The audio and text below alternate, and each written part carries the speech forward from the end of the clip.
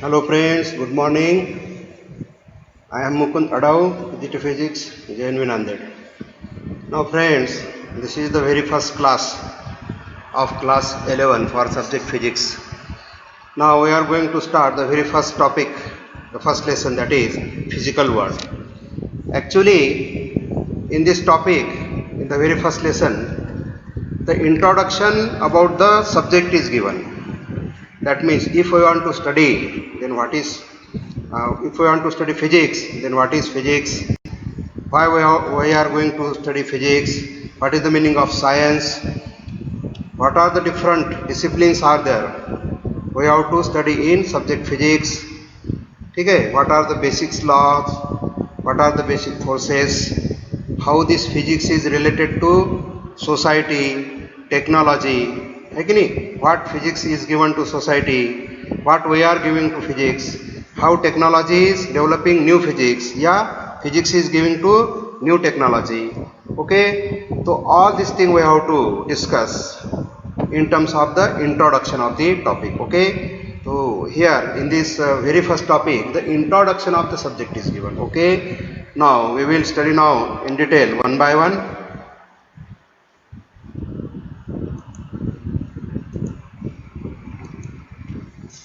Now see, what are the points to be discussed now in today's class? The points to be discussed in today's class.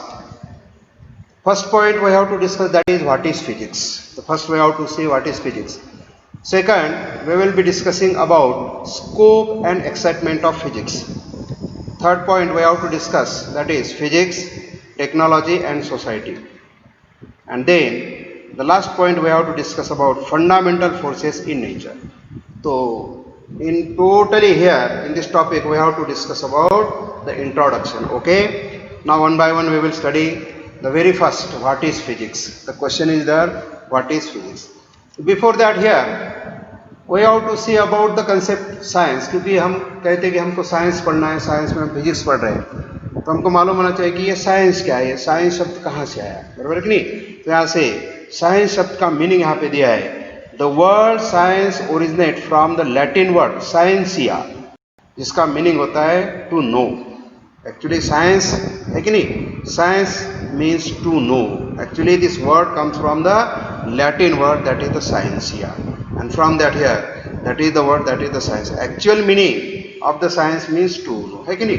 That mean generally हम कहते हैं कि हमको science पढ़ना है. Science पढ़ना है मतलब क्या है, हर चीज़ का साइंस पढ़ा जाता है, बराबर है कि नहीं. जैसा कि यदि टेबल पर ये बुक पड़ा है, तो ये बुक का कलर क्या है, उसका वॉल्यूम कितना है, उसकी डेंसिटी कितनी है, उसका मास कितना है, उसका वेट है कि नहीं, वो कौन से सब्सटेंस से बना है, वो सब्सटेंस का मतलब वो क्या मैटर है, उसका किस प्रकार की रचना होगी, मालूम है कि नहीं. तो ये सारी चीज़ें उसके बारे में जब हम पढ़ते हैं तो उसके बारे में हम क्या करते हैं, मालूम करते हैं ना.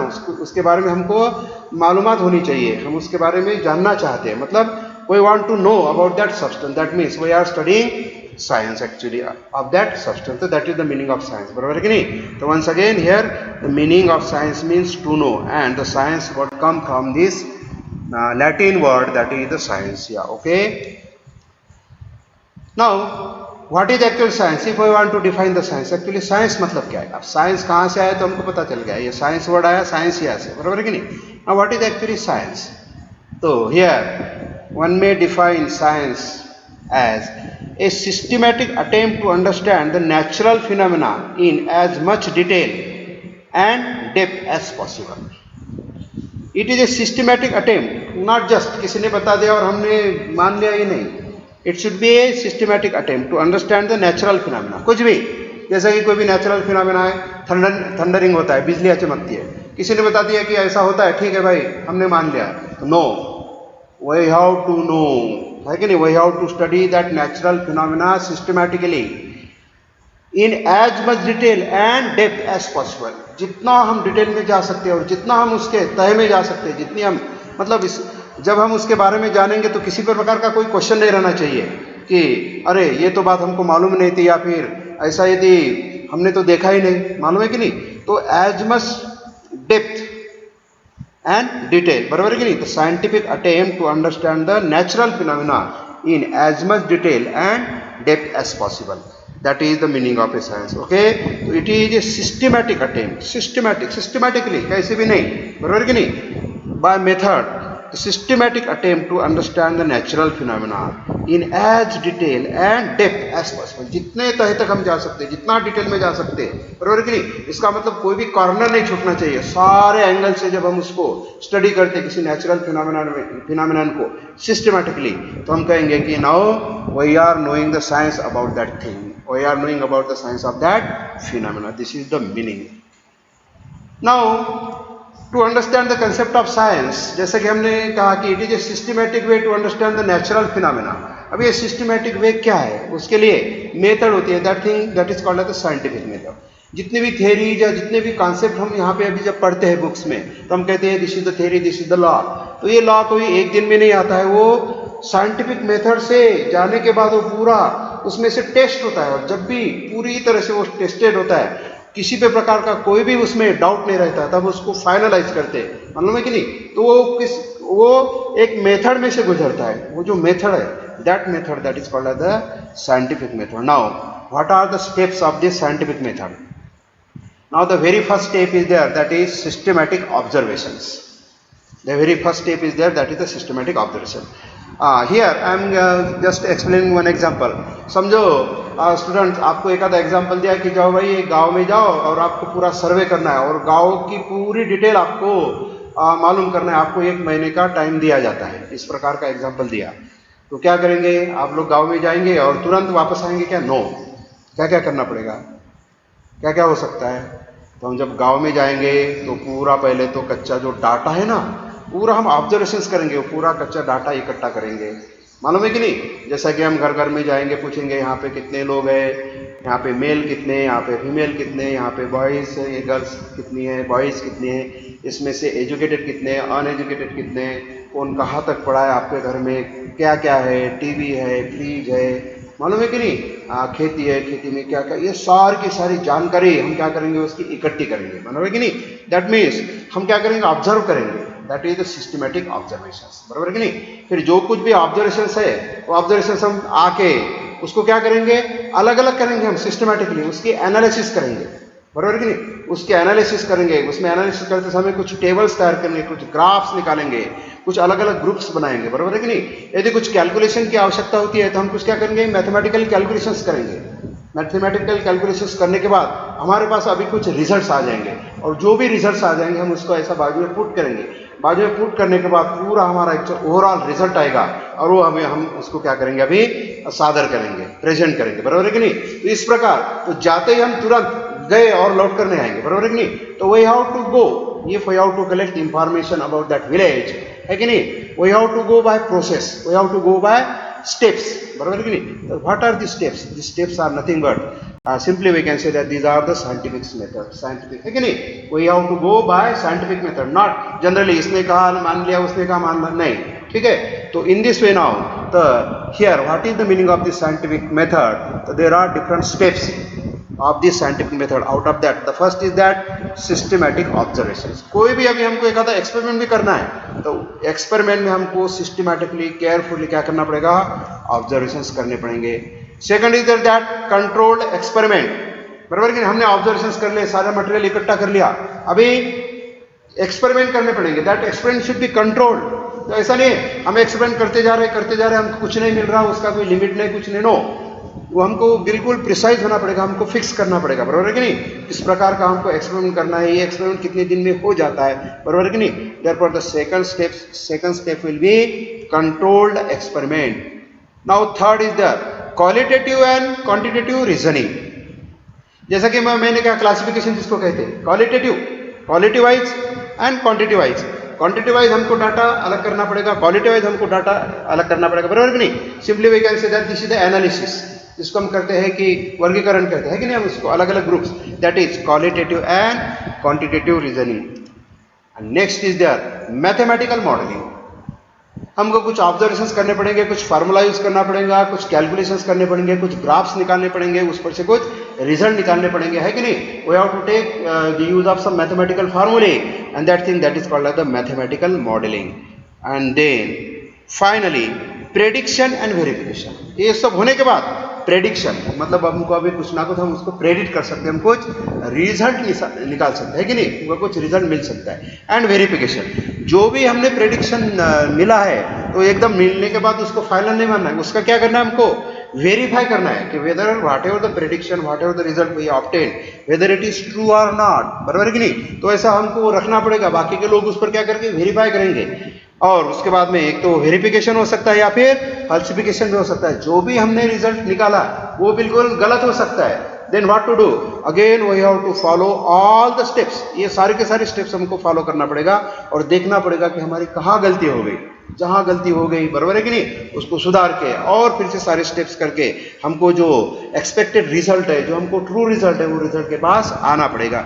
एंड इन दिस वे यदि कोई भी प्रोसेस इन सारी स्टेप्स में जब जाती है, then we can say that now we have adopted their scientific method। और एक बार कोई भी चीज यदि इस साइंटिफिक मेथड से यदि हम उसको सिद्ध करते, साइंटिफिक मेथड से प्रूव करते, ये वो जो भी थिंग है या जो भी थियरी है इस साइंटिफिक मेथड में से जाती है, then we can say that now it is now final. क्योंकि ये हमने सिर्फ कहा नहीं, स्टेप बाय स्टेप हमने उसको क्या किया, टेस्ट किया, ठीक है कि नहीं। और इसलिए वंस अगेन, तो there are the 5 steps of this scientific method, है कि नहीं। Which method is called as the scientific method? If the method follows these 5 steps in that method, है कि नहीं, if anything goes from this 5 steps, then that method that is known as the scientific method, है कि नहीं। once again that is the systematic observations, controlled experiments, qualitative and quantitative reasoning, mathematical modeling, prediction and verification or falsification। okay,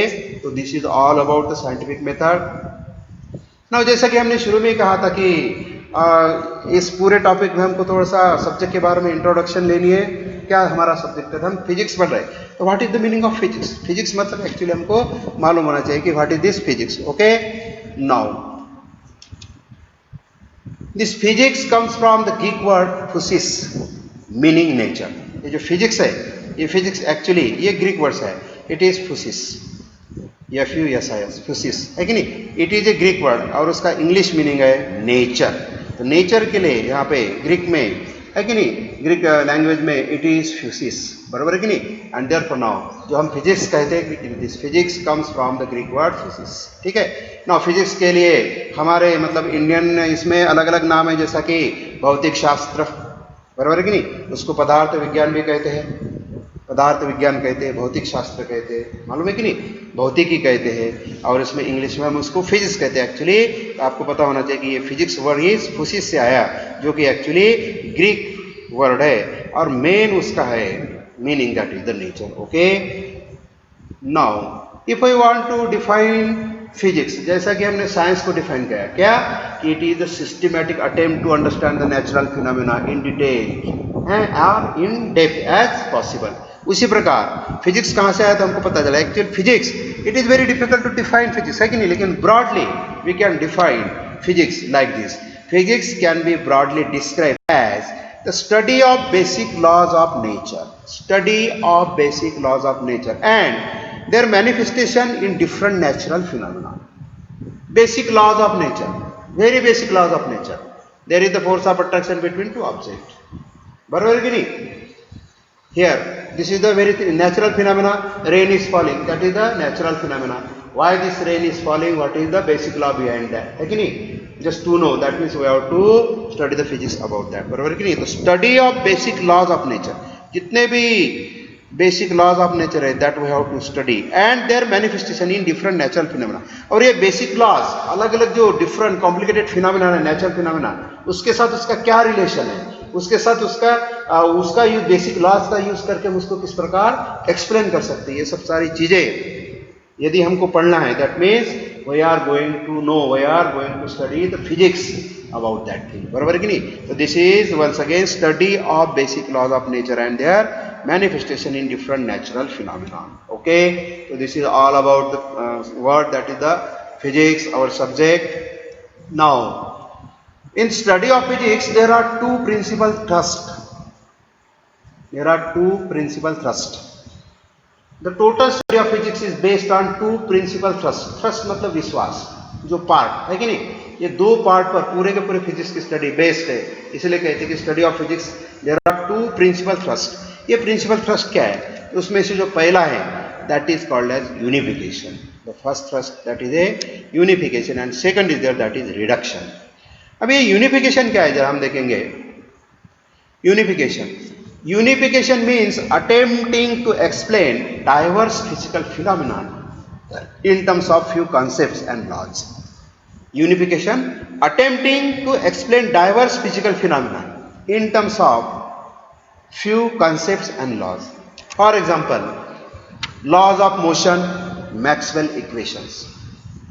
मतलब बहुत simple language में यदि हमको ध्यान में रखना है तो यूनिफिकेशन मतलब क्या, कुछ जो बेसिक्स लॉज है नेचर के, उस बेसिक्स लॉज को मुद्देनजर उस बेसिक लॉ को कंसिडर करके बहुत सारे जो कॉम्प्लेक्स बड़े बड़े फिनोमेना जो एक्सप्लेन करने होते हैं, that is called the unification. मतलब बहुत सिंपल लैंग्वेज में हम क्या कहेंगे कि सिंपल से कॉम्प्लिकेटेड ऐसी डिफरेंट लॉज हमको यदि एक्सप्लेन करना है किसी बेसिक लॉज से, that is called the unification. मतलब एक से अनेक, बहुत सिंपल लैंग्वेज में है कि नहीं. हमारे पास कुछ छोटी कुछ बेसिक लॉज मालूम है, उस लॉज से हम बड़े बड़े कंसेप्ट्स को क्या कर रहे हैं, समझने की कोशिश करें, उसको एक्सप्लेन करें, बराबर है कि नहीं. तो that thing that is called the unification. और इसलिए यूनिफिकेशन का मीनिंग होता है कि unification means attempting to explain diverse physical phenomena, बड़े बड़े अलग अलग प्रकार के जो phenomena in terms of few concepts and laws, है कि नहीं. जैसा कि laws of motion, we know that Newton's laws of motion, but this laws of motion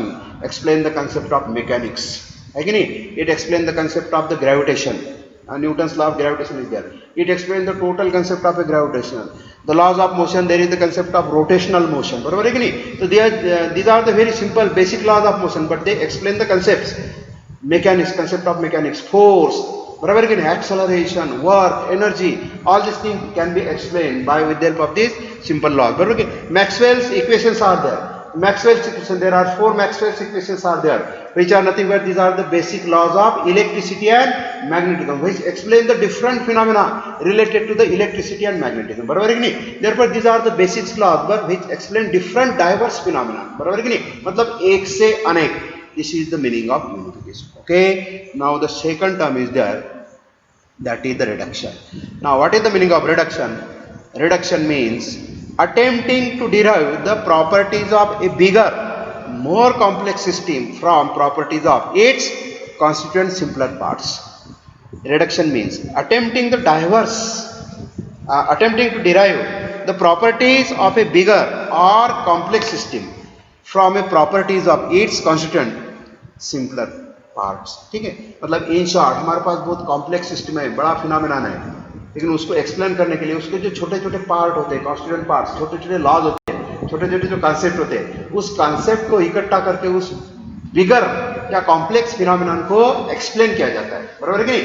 मतलब इन शॉर्ट में हम क्या कहेंगे, अनेक इकट्ठा करके एक को एक्सप्लेन करना है. और यूनिफिकेशन में क्या था, हमारे पास एक बेसिक लॉ था, एक बेसिक लॉ से हम बहुत सारी चीजें एक्सप्लेन कर रहे हैं. यहाँ पे जस्ट उल्टा है, ध्यान में रखने के लिए, है कि नहीं. हमारे पास ऐसे छोटे छोटे बहुत सारे सिंपल कंसेप्ट है, उस सिंपल कंसेप्ट को हमको इकट्ठा करके एक बहुत बड़ा बिगर कॉम्प्लेक्स फिनोमेना हमको क्या करना है, एक्सप्लेन करना है. तो ये दोनों के बीच में क्या होगा, डिस्टिंक्शन हो गया. क्या क्या, यूनिफिकेशन और रिडक्शन के बीच में. ठीक है. इसलिए कहते हैं कि reduction means attempting to derive the properties of a bigger, more complex system from properties of its constituent simpler parts. Okay. So these are the two principal thrusts in the study of physics. Once again, unification and reduction. Okay. Now, जैसा कि यहाँ इसका example दिया है, thermodynamics. Thermodynamics is based on its constituent parts such as temperature, internal energy, entropy, etc. है कि नहीं. Now this thermodynamics, it is a complex phenomenon. Now this phenomenon can be explained by considering the simpler parts, simpler phenomenon, simpler concepts, that is temperature, the concept of temperature, heat, internal energy, entropy, enthalpy, all these are the simpler parts, simpler concept, है कि नहीं. By collecting, है कि नहीं, by combining this simpler concept, the concept of thermodynamics can be studied. Therefore this may be the example of this reduction. Okay. Now next point we have to see what is scope and excitement of physics. आइए हमको physics पढ़ना है तो उसका scope क्या है, मतलब क्या क्या पढ़ना है हमको फिजिक्स में. एक्चुअली फिजिक्स पढ़ते हैं मतलब हम क्या पढ़ते हैं, बराबर कि नहीं. कौन सी चीजें जो फिजिक्स में आती है, बराबर. उसका एक्साइटमेंट क्या है, that we have to see now. तो now to see the scope and excitement of physics, there are 2 domain of interest. Physics का यदि हमको स्टडी करना है, उसका देखना है कितना वास्ट है, क्या है, तो उसमें दो डोमेन है, दो पार्ट है, डोमेन मतलब part, there are two domains of interest.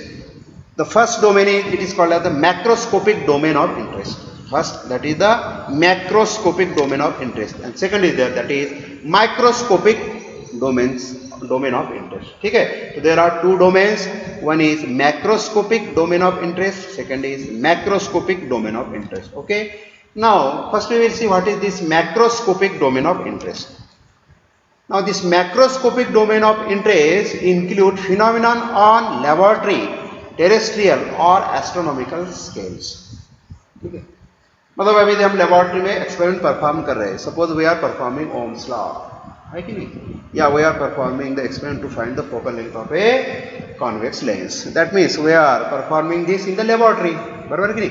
Now we can measure the length, we can measure the current, we can measure the potential difference, मालूम है कि नहीं, we can make a calculations. तो all this thing can be perform on this laboratory level, बराबर कि नहीं. That means we can measure it. या terrestrial मतलब पृथ्वी पर हम जहाँ के है कि नहीं, हमको कुछ डिस्टेंसेस मेजर करना है, कुछ फिनोमेना पर. या फिर astronomical, that means if we have to measure the distance of what sun from earth, है कि नहीं, या फिर what is the radius of earth, all this thing, है कि नहीं, what is the diameter of moon, that is related to the astronomical scale. That means if the phenomenon, the scale, है कि नहीं, द मेजरमेंट या scales, this is limited, yeah, this is considered on laboratory level, terrestrial level या astronomical scales, then it is called as the macroscopic. Macroscopic म्हणजे macroscopic means in short बड़ा, इन बड़े level पर हम शॉर्ट में कह सकते हैं. ओके, नाउ अभी मैक्रोस्कोपिक डोमेन ऑफ इंस्टेंट, इसमें जो हम फिनोमेनन कंसीडर करते हैं, तो इसमें जैसा कि स्कोप हमको देखना है, तो क्या क्या फिजिक्स के कौन से डिसिप्लिन है, उसमें मैक्रोस्कोपिक डोमेन ऑफ इंटरेस्ट में जो the very old physics is there, that is called as the classical physics, है कि नहीं, the branch of physics that is the classical physics, Newtonian physics, classical physics, the very first. Now इस physics में क्या क्या आता है classical physics में, तो here there is the mechanics, electrodynamics, optics, thermodynamics, है कि नहीं. तो दीज आर द सब parts of this classical physics. तो क्लासिकल फिजिक्स में all the phenomenons are studied on this scale which is called as the macroscopic, है कि नहीं, डोमेन ऑफ इंटरेस्ट, बराबर कि नहीं. तो क्लासिकल फिजिक्स में सबसे पहले आता है mechanics. Mechanics means it includes motion, work, energy, power, मालूम है कि नहीं, laws of motion, force. That means here this mechanics is based on the laws of motion, that is the Newton's law of motion, first law, second law, third law. It is based on the law of gravitation, मालूम है कि नहीं, rotational motion, all these things. Wherever there is the concept of motion, that is studied under the heading of this mechanics, that is the discipline here. Therefore, second is there, that is electrodynamics. Now this electrodynamics is based on the basic laws of electricity and magnetism, बराबर कि नहीं.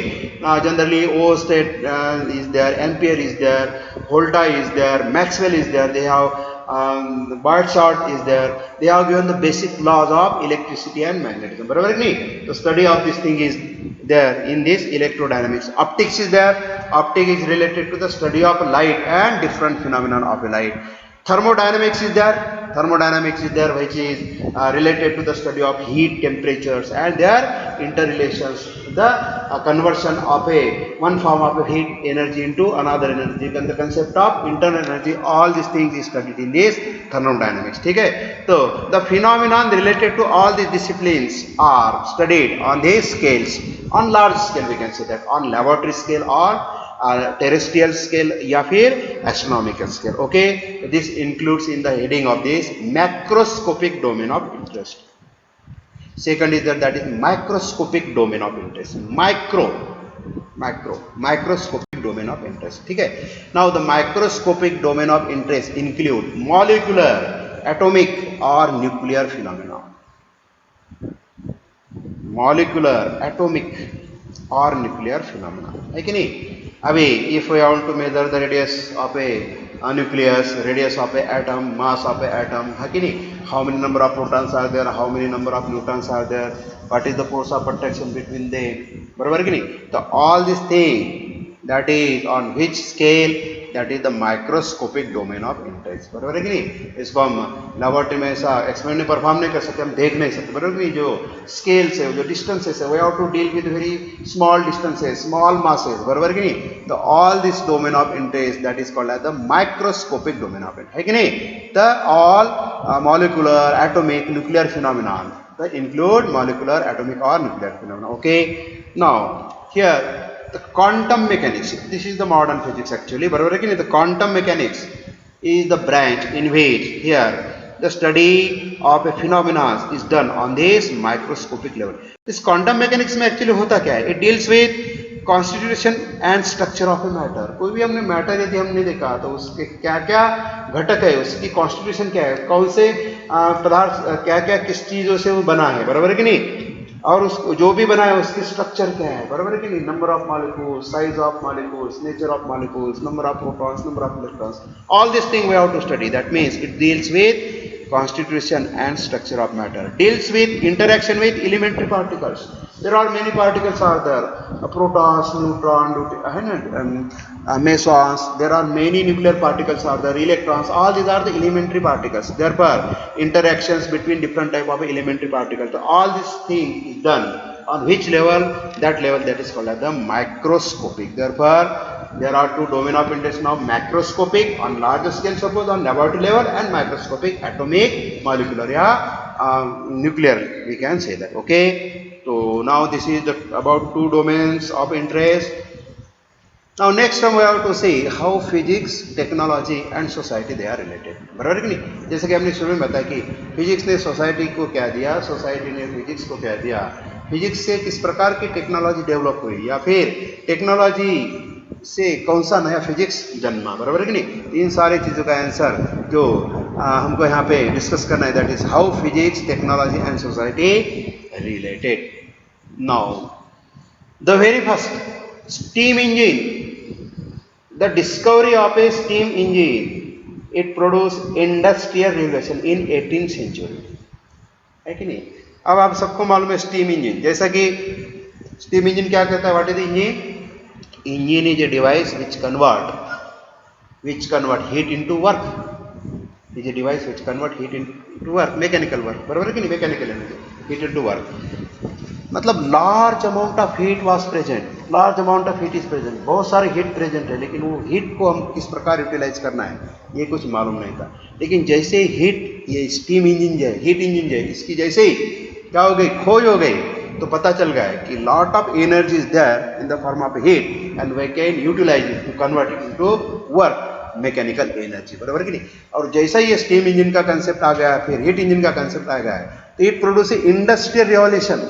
जैसा कि आज जो कुछ भी हम इंडस्ट्रियल रिवॉल्यूशन देखते हैं, जितनी भी औद्योगिक क्रांति हम जिसको कहते हैं, ये सारे के सारे है कि नहीं, मशीनरी जो चलने लगी है, तो ये इंजन का जैसे खोज होगा तो ये पूरा का पूरा सिविलाइजेशन, पूरा का पूरा ये जो है ना, ये पूरा डेवलप हो गया, क्योंकि एक तरफ से इंडस्ट्रियल क्या हुआ, रिवॉल्यूशन आ गई, बराबर है कि नहीं।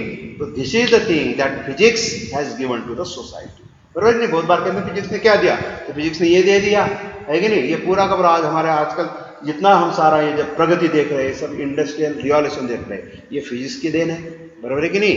देयरफॉर इसे माइलस्टोन कहते हैं, क्या, invention of a heat engine या invention of a steam engine. Therefore steam engine it produce a industrial revolution in 18th century. Sometimes technology gives new physics. फिजिक्स तो जितनी भी टेक्नोलॉजी है ये फिजिक्स के लॉज और कंसेप्ट यूज करके, लेकिन बहुत बार sometimes technology gives new physics. बहुत बार जो टेक्नोलॉजी पहले आती है और उस पर से कुछ फिजिक्स के नए नए लॉज निकलते हैं, बेसिक लॉज निकलते हैं। जैसा कि for example wireless communication, the example is wireless communication, cellular phone, mobile, ये सब सारा चीज़ है ना, इंटरनेट वगैरह, ये सब क्या है, वायरलेस कम्युनिकेशन है। Now this wireless communication gives the birth of these basic laws of electricity and magnetism.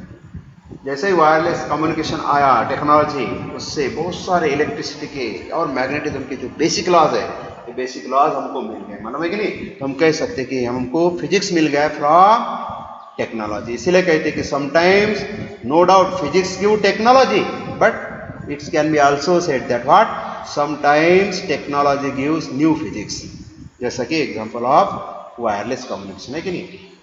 There is one term is the nuclear fission, which is the basis of nuclear reactor and nuclear weapons. We know that today's what electricity is there. जैसा कि हमारी electricity अभी basic need बन गई, जैसे हमारे बाकी के बेसिक नीड है ना, फूड शेल्टर वगैरह, उसी प्रकार की electricity now has become also a basic need. ये जो इलेक्ट्रिसिटी है, तो इलेक्ट्रिसिटी का जो प्रोडक्शन होता है, तो जैसे कि हमको पता है कि न्यूक्लियर रिएक्टर में इलेक्ट्रिसिटी प्रोड्यूस होती है. ये न्यूक्लियर रिएक्टर जो न्यूक्लियर एनर्जी कहाँ से आती है? तो there are nuclear phenomenon which is called as the nuclear fusion. Another type of phenomenon is also there, that is called as nuclear fusion. The nuclear fission and a single heavy nucleus split into two lighter nucleus, फट जाता है, उसे nuclear fission कहते हैं. Now that is the basis of nuclear reactor. जो nuclear reactor में जो कुछ भी heat energy utilize की जाती है, that is on the count of this nuclear fission. या आजकल जो भी हम nuclear weapon की बात कर रहे हैं, atom bomb, hydrogen bomb, ये सारे जो bomb हैं, ये सारे के सारे जो उसमें जो energy जो आती है, that comes from the nucleus and the process is nuclear fission. ठीक है कि नहीं? सन से हमको जो एनर्जी मिल रही है, that is due to the nuclear fusion. वहाँ पे कंटिन्यूसली फ्यूजन हो रहा है, बराबर है कि नहीं? And continuously we are getting the energy from the sun which we called as the solar energy. Okay, तो nuclear fusion, this is the concept of physics now which is given the contribution, बराबर है कि नहीं? What are the nuclear reactor and nuclear weapons now we are utilizing, बराबर है कि नहीं? We are utilizing the energy from nuclear reactor. Nowadays we are using these nuclear weapons. So all these things is there. That is the gift of physics. We can say that है कि नहीं? The important process is involved in that. That is the nuclear fission. Computer technology. Nowadays we are using computer technology. See. Now this whatever this period is going on, and you are listening this video, all this is nothing but this is the computer technology now. This computer technology, that is the gift of physics. Okay, alternative sources of energy. Nowadays we know, the day by day how we are consuming the energy, and therefore one day will be there that whatever the all sources of energy will get exhausted, बराबर है कि नहीं? खत्म हो जाएंगे पूरे. Then we have to search for the alternative sources of energy, just like solar energy, where कि नहीं? तो different type of energy, geothermal energy, ocean energy, wave energy, बराबर है कि नहीं? तो we have nowadays we have to search for, we have to see for the different sources of energy, बराबर है कि नहीं? Therefore alternative sources of energy, that means here again this is the gift of physics. Okay, so here this is the relation of this physics, technology and society. Okay, now the last point we have to discuss of this topic, that is fundamental forces in nature. इस nature में कुछ forces है, these are called as the fundamental. fundamental मतलब very basic. basic means इसको हम prepare नहीं कर सकते या तैयार नहीं कर सकते, ना कुछ भी नहीं कर सकते, ये नेचर ने दी है, बराबर कि नहीं? वो नेचर में ऑलरेडी है, that is the nature, बराबर कि नहीं? Now what are these fundamental forces? The very first force, the fundamental force, that is the gravitational force. Already we have seen the concept of gravitational force, gravitation in class 9. Now this gravitational force, what is that? It is the mutual interaction between any two objects by virtue of their masses, बराबर कि नहीं? Actually this is attraction, mutual attraction between any two objects by virtue of their masses, बराबर है कि नहीं? Now this force of attraction is given by Newton's law of gravitation. We know that, है कि नहीं? There is the force of attraction between every object, है कि नहीं? स्टेटमेंट यदि कहना है तो every object in the universe attracts every other objects with a force which is directly proportional to the square of directly proportional to the product of their masses and inversely proportional to the square of distance between them. ये जो law है, that is nothing but it is called as the universal law of gravitation or Newton's law of gravitation, बराबर कि नहीं? That is on the count of their masses, and therefore whatever the force is there between any two object, इसीलिए कहते हैं कि mutual attraction between any two objects by virtue of their masses की वजह से ये फोर्स क्रिएट होता है, वो नेचुरल फोर्स है, and this is the very first force that is called the fundamental force which is a gravitational force. ठीक है. Second fundamental force is that is electromagnetic force. Now this is the force between two charge particle, force between two charge particle. Now again it is given by Coulomb's law, जैसे कि आपको पता होगा, है कि नहीं? पॉजिटिव चार्ज है या नेगेटिव चार्ज है तो उसमें रिपल्शन होता है, एक पॉजिटिव दूसरा नेगेटिव है तो अट्रैक्शन होता है, बराबर कि नहीं? तो ये अट्रैक्शन या रिपल्शन इसको इलेक्ट्रोस्टैटिक इंटरैक्शन कहते हैं. नाउ दिस इलेक्ट्रोस्टैटिक इंटरैक्शन का जो फोर्स था, again it is defined by that Coulomb's law, same just like that Newton's law, बराबर कि नहीं, of gravitation. What is that कि electrostatic force of interaction between two charges is directly proportional to the product of magnitude of two charges and inversely proportional to the square of distance between them. ठीक है, तो this is called the Coulomb's law. Now when the charge is in motion it produce a magnetic field. जब charge motion में होता है ना, same charge it produce electric field, and when the charge is in motion it produces a magnetic field. That means electric field and magnetic fields many times they comes together, and therefore both the type of forces, therefore that is called as the electromagnetic force. Electric force is also there and magnetic force is also there, barabar ki nahi, therefore combiningly that is called as the electromagnetic force, and therefore this is the second fundamental force in nature. Now the third and very very important force is there, that is strong nuclear force. See, it is a strong nuclear force. कहाँ से आता है ये? It binds protons and neutrons in the nucleus. कहाँ operate होता है? Nucleus. Nucleus imagine कर रहे हैं आप? न्यूक्लियस पता है किन क्या है? ये न्यूक्लियस के अंदर ये ऑपरेट होता है. It is very very strong. It binds protons. क्योंकि हमको मालूम प्रोटॉन्स पर कितना चार्ज होता है? कौन सा चार्ज होता है? पॉजिटिव. और ये पॉजिटिव चार्ज इतने कम डिस्टेंस पर एक के पास एक रहते हैं, और हमको मालूम है कि the magnet force is inversely proportional to the square of distance. मतलब जितना डिस्टेंस कम होगा उसमें फोर्स बहुत ज्यादा आता है. मतलब इसमें इतना ज्यादा फोर्स ऑफ रिपल्शन रहेगा तो वो प्रोटॉन एक में को क्या करेंगे? रिपेल करेंगे, लेकिन वो प्रोटॉन वहां पे इकट्ठे रह ही नहीं सकते. लेकिन वो इसके बावजूद भी वहां पे प्रोटॉन न्यूक्लियस में जैसे के तैसे रखते, मतलब इसको कोई ना कोई फोर्स क्या करता है? बाइंड करता है, बराबर नहीं. वो जो उनको बाइंड करता है, वो जो बाइंड करने वाला फोर्स है, that is strong nuclear force. और बहुत ही इंपॉर्टेंट बात है स्ट्रॉन्ग न्यूक्लियर फोर्स के बारे में. What is that? This force is strongest of all fundamental forces. जितने भी फोर्सेस है, चार फोर्सेस है, उन सारे फोर्सेस में से ये कैसा है? This is the strongest. ये सबसे स्ट्रॉन्ग है. देखो बहुत इंटरेस्टिंग है. ये फोर्स कहाँ पे होता है? न्यूक्लियस है कि नहीं? It is the centre of A atom. और उस न्यूक्लियस में इतना स्ट्रॉन्ग फोर्स है, मतलब हम सिर्फ उसको इमेजिन कर सकते हैं, मालूम है कि नहीं? This is the nature now. Okay, तो this is the strongest of all the fundamental forces. Now weak nuclear force, the last force is there, weak nuclear force, है कि नहीं? जैसा कि नाम है, बहुत वीक नहीं है, बराबर है कि नहीं? ये ज़्यादा वीक नहीं है. ग्रेविटेशनल फोर्स से वीक है, जैसा कि वीक का मतलब ज़्यादा वीक नहीं है. ठीक है, अब ये फोर्स कब आता है? It appears in nuclear process such as beta decay, है कि नहीं? Different type of nuclear process are there, alpha decay, beta decay, gamma decay, बराबर कि नहीं? न्यूक्लियस में से बीटा पार्टिकल निकलता है. बीटा पार्टिकल मतलब वो इलेक्ट्रॉन टाइप होता है, बराबर कि नहीं? तो when that beta particle comes, तो वहाँ पे ये फोर्स वहाँ पे अपीयर होता है, that is called as the nuclear process. ठीक है, तो now overall now there are 4 fundamental forces. Once again कौन से है? Gravitational force, electromagnetic force, strong nuclear force और वीक न्यूक्लियर फोर्स. उसमें से स्ट्रॉन्ग न्यूक्लियर फोर्स के बारे में हमको क्या जानकारी रखनी है? कि this is the strongest of all the fundamental forces. Okay, तो this is all about the discussion of this very first topic, that is physical world. ठीक है, तो here try to make a note whatever we have now here studied in today's class. Okay, make a notes, read the book and try to clear the concept. Okay, thank you.